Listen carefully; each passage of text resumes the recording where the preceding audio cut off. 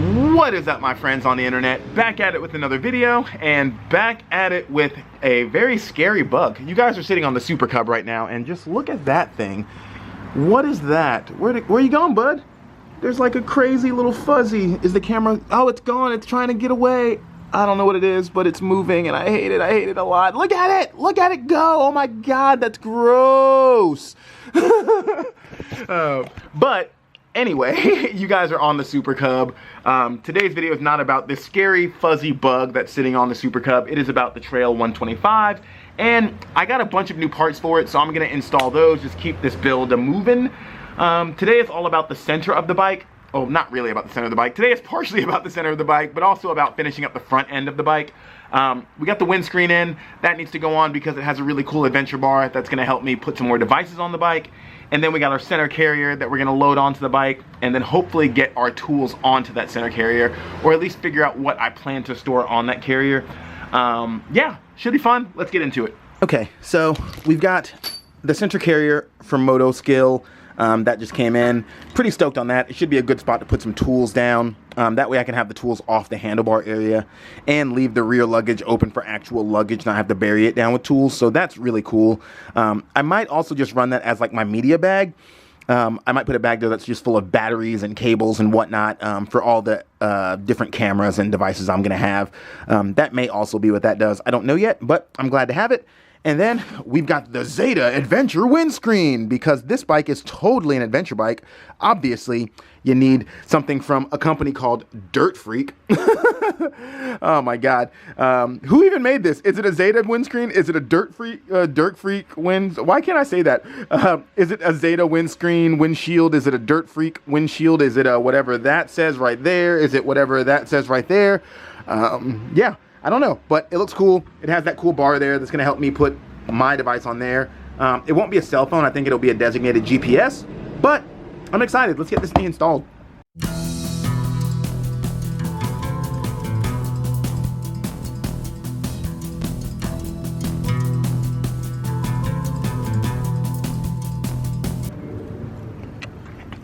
Okay, this is pretty straightforward. It comes with 3 pieces of hardware, and there's 3 points where it mounts up. I imagine I'm gonna pull the screw out there and put this one in, just to replace it so it's longer and can get through that. And then the same thing over there. There's already a screw in it. Pull that out on both sides, and then put the longer one in. That is right there. There's these little spacers that are gonna take up that body room, I imagine. And then this little end cap that is gonna go into there to make it water resistant, I suppose. It's pretty simple. I'm not gonna record that because it seems like a waste of time, but here we go. It is installed. Boom. Yeah, install is super easy. Spacer goes on the inside there. You throw your new screw through, same thing. Spacer below, throw your new screw through, same thing on the other side. Nice and rigid. I like it. That little spacer there is really great because it keeps this from actually making contact with the frame at all. You got a nice little gap there. It's great. Solid piece of kit. I still have no idea what I'm going to put on here, but it's cool to have it. It also just looks tough as hell. It does cover my oat milk and my daily sticker, so have to maybe peel those off or maybe just leave them on there, whatever, fuck it. But yeah, this bike is getting very tough. I love it. Let's move on to the windscreen. The Adventure windscreen by Dirt Freak / Zeta / whatever the hell all that stuff says. It's gonna be great. Specifically designed, or specially designed for models. Doesn't say which model, but specially designed for models. That is a Honda Monkey, not the bike that I bought this for, so I don't think it's specially designed for models unless it's specially designed for all models. So the first step is to remove the stock top clamp, which is sitting over here. I removed this, it comes off of there, and then you have to put on this Zeta top clamp that will hold the windscreen, but immediately I see some fitment issues.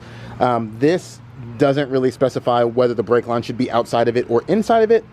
Right now I have it outside of it because I feel like it's just under less stress right there, but it may run into some issues when I'm trying to put stuff through that. So we'll see. I think that's just for the adventure bar, and the windscreen won't actually come into contact with that, so we'll see once I keep going. I also see that that hole is directly below my quad lock. So that's gonna have to move. I may move it down, I may move it to the center, I don't know yet, but that's gonna have to move for sure. But let's keep on going through the instructions and kind of cross that bridge when we get to it, I suppose. That whole thing is completely buttoned up now. Looks good, I like it. Seems relatively straight as far as I can tell. It's kind of hard to tell because this bar isn't straight. I need to fix that. It's starting to bother me. I figured I would just leave it because it wasn't bothering me, but it is officially bothering me. The instructions for this thing are actually pretty good. They say that you want to install the top clamp first and then slide the bar down into it and then tighten the clamp on the bar. That sucks to do. It really does suck to do. In the instructions, it says that these bolts right here, I don't know if you can see that, like the innermost bolts there, may be hard to reach. And by may be hard to reach, they mean absolutely irritatingly impossible to reach. Doing it that way absolutely sucks. So I ended up taking the whole thing off and assembling their clamps to this ADV bar and then using the whole thing as a top clamp. That worked out easier for me to line it up. What I did was I took this whole thing off, like I said, this and these. I mocked those up on there, just snugged them up enough where they're holding on there on their own but are still movable. I sat it here, turned them ever so slightly so all the holes lined up. Then I took the whole thing off and gently tightened it all down and then placed it right back in that same orientation without skewing the swivel on these, and then tighten down the top clamp. And that is rigid. That works. A couple downsides that I see so far. This uses the stock bolts and it makes them sit right on top, like so. So the little covers don't work. These are going to fill with water. I don't know how waterproof they are. They are the stock Honda parts that are meant to run with these little covers to keep water from pooling in there. So we'll see how the hardware holds up. It may or may not be good. If Zeta or anybody from Zeta ever watches this, I would suggest that these are thicker and they have a recess so that the screw can go all the way down in there and then the little cap can go back on, just like the stock clamp that I threw somewhere. I don't know where this, there it is. Just like the stock clamp. Build in that little recess there so that the hardware can sit down in it. I don't know if this is in focus, but you guys get the idea. It should sit inside of there, not on top of there. But otherwise, it looks good. It is rigid. I'm gonna fix that bar back there and get the windscreen installed now. Just like that, it is installed. It looks good. The cool thing about this windshield, whatever we're calling it, is it's reversible. It's got like a metal shaving on it. I thought that was a crack. You can flip it around the other way if you want it to be thin and then get wide. It would do more that way, but I kind of like it this way. It kind of looks more Africa 20 to me. Just tapering out, being kind of a small little deal.